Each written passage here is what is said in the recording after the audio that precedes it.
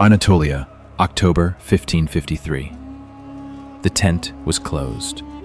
Outside, thousands of soldiers waited in silence, men who had crossed continents for that man, and no one dared speak.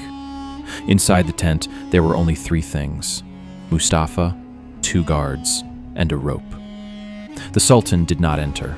He stood outside, waiting for his son to die. And the most disturbing part is not that it happened. It's that this man believed himself to be just. His name was Suleiman. 46 years on the throne of the Ottoman Empire. 13 military campaigns, 13 victories.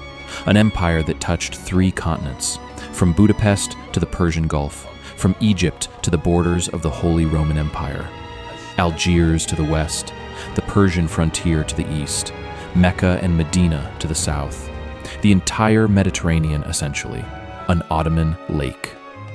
No other ruler of his era controlled more land, more trade, more raw power over the known world.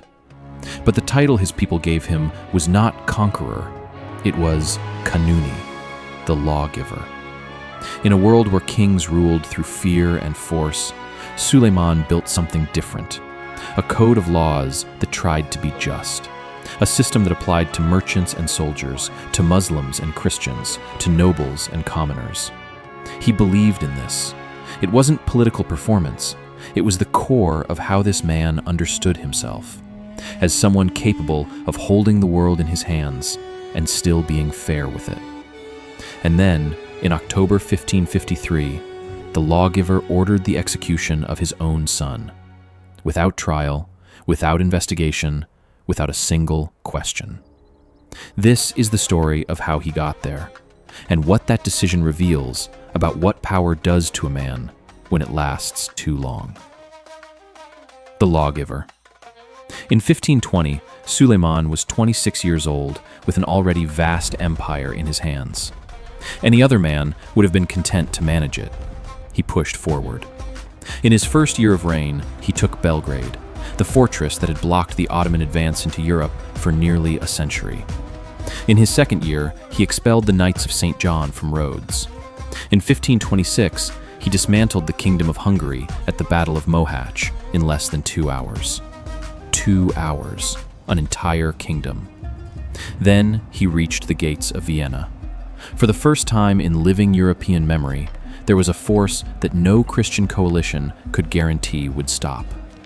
But conquest was only half of what Suleiman did. While his armies opened territory, he built within it. He summoned the architect Mimar Sinan and commissioned over 300 structures across the empire. Hospitals, libraries, water systems, mosques that still withstand earthquakes 5 centuries later. He paid poets and scientists from the imperial treasury, and he codified a legal system that tried to be universally just. He was not the first sultan to have laws. He was the first to build a system that proposed to function even when the sultan was wrong. There were procedures that protected even the most vulnerable from the abuse of authority. At the center of it all was the idea that not even the man on the throne stood above the process. Kanuni, the lawgiver. That title was not given by decree. It emerged spontaneously, the way real titles emerge, because the people living under that government felt it to be true. And at night, alone in his chambers, Suleiman wrote love poems under the pen name Muhibi, the loving one. The same man who made European kings weep with terror wrote about longing and loss in silence. That was not a contradiction. It was a man who genuinely believed he had understood something other rulers hadn't, that power without wisdom is just destruction with a better title. He believed that, until 1553. He kept believing it for over 30 years, until he had to choose between the system he had built and his own son. The son. Mustafa was born in 1515, the son of Mahidevran Sultan, the concubine who had been Suleiman's favorite before everything changed.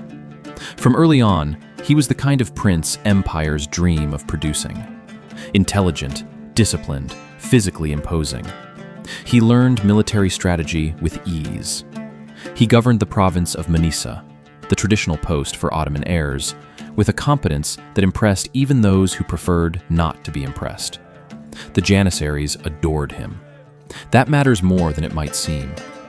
The Janissaries were the empire's military elite, men who had deposed sultans before, when dissatisfied. Loyalty was not something they offered easily, and they saw in Mustafa not merely a future ruler, but the kind of leader who understands what it means to stand on the front line. In the provinces, people spoke openly about the day Mustafa would be sultan. That day seemed not just probable, it seemed inevitable. And it was precisely that inevitability that made Mustafa dangerous. Not to the Ottoman Empire, to the people inside the palace who needed a different name to reach the throne before him. Mustafa was not dangerous to the empire. He was dangerous to those who could not defeat him openly. The woman who rewrote the rules. Hurrem Sultan arrived at the harem as a slave, probably of Slavic origin, probably still a teenager. The name Hurrem means the joyful one in Persian. It sounds more like an epithet than a birth name. What happened next has no documented precedent in Ottoman history. Suleiman did not treat her as a concubine. He loved her, in a way that sultans simply did not love women of the harem, because love created influence, and influence in the harem created political instability. He freed her. He married her. In a tradition where sultans deliberately avoided formal marriage with slaves to prevent the accumulation of female power, Suleiman broke the rule, and Hurrem understood exactly what that meant. She became his confidant, his political correspondent while he was on campaign. The letters between them survived, and they are disturbingly human. Longing, a love that was clearly not court protocol. But Hurrem also had sons who needed the same throne that Mustafa already occupied in the imagination of the entire empire. While Mustafa grew in the provinces, building reputation and military loyalties, Hurrem remained in Constantinople, beside the man who controlled everything, present in the moments when Mustafa, by protocol, was absent. There was no open confrontation, no declaration of war. There was proximity, patience, and time. And Rustem Pasha, the Sultan's most powerful minister, married to Hurrem's daughter with a direct personal stake in which prince would reach the throne, watched everything with the patience of someone building something that cannot be undone. Hurrem did not need to destroy Mustafa. She only needed to make the father doubt him. And someone in the palace knew exactly how to do that. The trap. Rustem Pasha did not simply deliver letters. He built a trap in 2 moves, and the dark brilliance of the plan was in making the Sultan reach the conclusion on his own, before seeing any evidence. The first move was inside the army itself. Rustem began spreading, subtly, among officers and soldiers the perception that Suleiman was aging, that the Sultan was growing too slow for the demands of a campaign, that Mustafa, young, present in the provinces, adored by the Janissaries, would be a more capable commander. It didn't need to be true. It only needed to circulate. And it did. Suleiman began hearing, through the channels every sovereign has, that his own soldiers were already mentally replacing him with his son, that the army which had obeyed for decades was beginning to calculate futures without him. For a man who had built his entire life on absolute authority, that perception was unbearable. Then, with the ground prepared, Rustem presented the letters. The letters suggested that Mustafa was in secret correspondence with the Persian enemy, that the prince planned to use the ongoing campaign to create a crisis, seize control of the army, and depose his father. And there was more. There was the record of a real meeting between Mustafa and a Persian envoy, documented, verifiable. A meeting that probably had a routine diplomatic nature, the kind that governing princes conducted regularly. But in the context Rustem had constructed over months of patience, that meeting looked exactly like what he wanted it to look like. To this day, historians debate the authenticity of the letters. Completely forged, distortions of innocent communications taken out of context. True? No one knows for certain. And here is what should stop us completely. Suleiman didn't know either, and yet he didn't ask. The Lawgiver, The man who had built a judicial system for an empire of 40 million people, who had created procedures to protect even the most vulnerable from the abuse of power, opened no process whatsoever. He summoned no witnesses. He requested no additional evidence. He did not confront his son directly. He simply decided. The man who gave voice to the voiceless chose silence for his own blood. But there is something that makes the decision even more disturbing than it appears. Suleiman's father, Selim I, whom history called the Terrible, had ordered the killing of his own brothers upon taking the throne. Suleiman grew up in that shadow and spent his entire life trying to be something else. He built laws, he built justice. He chose a title that was the exact opposite of what his father had left behind, not the Terrible, the Lawgiver. Perhaps all that construction was, at its core, a silent conversation with his father's ghost, an attempt to prove that it was possible to hold power without becoming what Selim had been. And then, in October 1553, he used the same ropes. Rustem didn't need to convince him from scratch. He only needed to find the fracture that already existed, the fracture that the son of the Terrible had carried since childhood, no matter how many laws he had written over it. And there was one final layer. Mustafa was real. The Janissaries' devotion was real. The conversations in the provinces about the inevitable successor were real. Perhaps, in that moment, a man who had built the greatest empire in the world knew, with a clarity he could never admit aloud, that his son had already surpassed the father. Not in conquests, not in laws, but in what matters to an army, the blind trust of men who die for you. Suleiman had never lost that, but he was about to. And the letters arrived at the exact moment when that realization was becoming impossible to ignore. The decision was already made. Mustafa didn't know yet, but he was already dead. The tent. Mustafa was summoned to his father's camp. His advisors warned him. Rumors circulated among the officers. Something was wrong. In the tone of the summons, in the timing, in the absence of any formal protocol that normally accompanied a meeting between Sultan and Crown Prince. Mustafa knew, and he went anyway. Because refusing would be admitting guilt. A prince who flees his father's presence in the middle of a military campaign is condemned before any judgment. And Mustafa understood palace logic well enough to know that the trap had been designed to have no way out. He entered the tent. The imperial mute guards were there, the Sultan's personal executioners, trained specifically to kill in silence, without shedding blood. Suleiman was not inside. In Ottoman tradition, royal blood could not be spilled on the ground.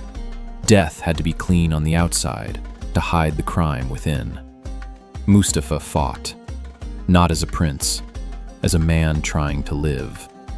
The accounts describe real physical resistance.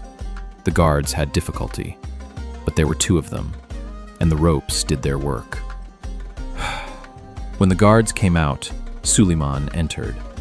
He stood in silence for some time, looking at his son's body. What a man feels in that moment, no document will tell you. But there are things we know. We know Suleiman was 58 years old, that he had conquered 3 continents, that he had given laws to 40 million people, that he had survived wars, betrayals, everything the world knows of violence, and that, in that tent, he stood alone with a body that had once been a boy who had learned to ride a horse in some palace courtyard, who had received his first name before the court with the solemnity that heirs receive, who had written letters to his father, letters the father had kept, because fathers keep those things even when they shouldn't. Suleiman stood there for some time. Then he left, and he never spoke of that night. In no document, no letter, no audience recorded by court chroniclers, there is not a single word from Suleiman about Mustafa's death. Only silence. The kind of silence that is not peace. When the Janissaries learned what had happened, they wept openly in the camp. The most disciplined and loyal army in the world, men who had obeyed blindly for decades, who had killed and died on command, demonstrated publicly, without words, that they disagreed with their sultan. There was no rebellion, no confrontation, only tears they could not contain. And in that moment, the man who made laws for millions broke every one of them. If you're enjoying this video, leave a like and subscribe to the channel. Thank you. What remained? Suleiman lived 13 more years after that night. He kept ruling, he kept campaigning. He died in 1566 at 71 years old in a military tent during an operation in Hungary, his body failing but refusing to stop. His minister kept the death secret for 48 days while the campaign concluded, because even a dead Suleiman was more intimidating than most living generals. But what came after 1553 was never the same. The succession crisis that Mustafa had made unlikely became inevitable. Hürrem's sons fought each other with a ferocity that consumed decades. The empire Suleiman had built on order and law began its long decline there, not from a military defeat, not from an invasion, but from a void at its center that no one filled adequately. The irony history kept for Suleiman is this: the Lawgiver was the only man in the empire who never needed a trial to convict. For everyone else, merchants, soldiers, subjects of 40 nations, there was process, there was law, there was the system he had spent decades deliberately building. For his son, there was only the word of a minister, and the decision of a father who in that moment could no longer separate the sultan from the man. That October night did not destroy the Ottoman Empire immediately, but it planted within it something no external enemy had managed to plant in 40 years of trying: doubt about what that throne was truly worth. And Suleiman, the man who had written love poems in secret, who had built hospitals for strangers, who had genuinely believed that power and justice could coexist, never wrote poems again after 1553. No one knows if it was a coincidence, but poets stop writing for a reason. Sometimes because they have already said everything. Sometimes because they can no longer live with what they have done.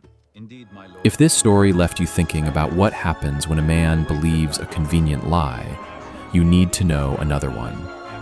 Nicolae Ceausescu ruled Romania for 24 years, convinced that his country loved him. He built a cult of personality so solid that he came to believe it himself. Until, in December 1989, the microphone was still open when the crowd began to boo, and his face, captured live by the state television he himself controlled, showed something no leader should ever show in public: genuine confusion. He simply did not understand what was happening. Ceausescu, 24 years of power, 4 days to fall. You'll find the link on screen now and in the first pinned comment. Thank you for staying until the end. If these stories resonate with you, share this with someone who'll appreciate it. Subscribe to the channel and leave your comment below. See you in the next one.